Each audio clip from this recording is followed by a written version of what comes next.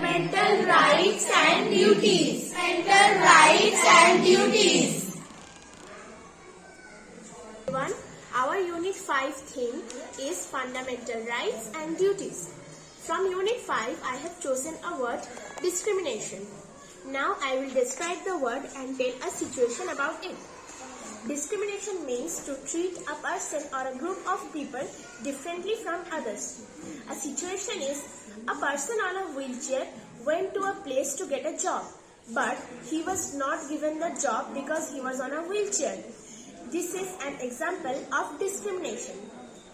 Nothing can restrict our ability based on our physical disability. So, this is an example for discrimination. I am going to describe the word justice. Justice means treating people in a fair way by following the rules of a country. Now I am going to tell a situation based on justice. The judge listens to everyone and finds out who has done the crime. She then punishes the criminals accordingly. So this is an example of justice. To describe equality with example. Equality means treating everyone with same manner, or equality is the state of being equal.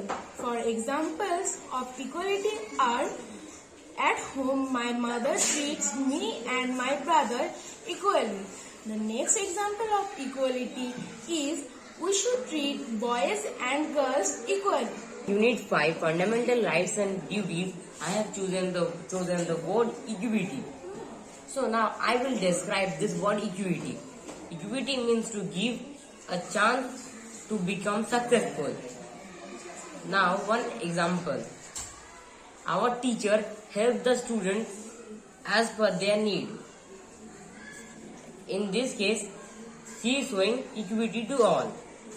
Fairness means the quality of treating everyone with honesty, impartiality, and equality. Example of fairness is Rohan's mother listens to Rohan's sister and him and then fixes the problem. Here, Rohan's mother shows fairness to both Rohan and her sister. Now I am going to describe the word dignity.